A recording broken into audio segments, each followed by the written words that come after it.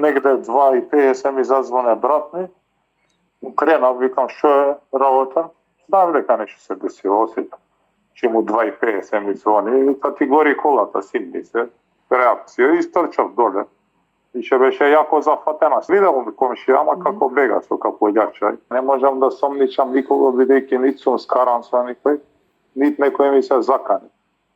Да осудувам некого што неам индиции, не планирам. Побитно ми е да МВР го расветли случајот, зашто за малце можеше да се деси успиење да изгорат 50 луѓе. Да ви кажам, ни се заканел некој, сум имал Дурбев Золошка, некои анонимни пораки, закани смешни сум ги гледал. Безбедно, после овој инцидент, не можеш да се чувствуваш. Дека се плашам, вич не се плашам, бидејќи чинот е кукавички, не е машки.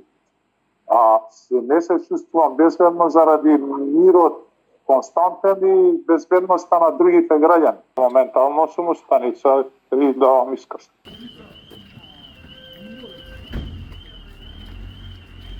Uśmiechnięty.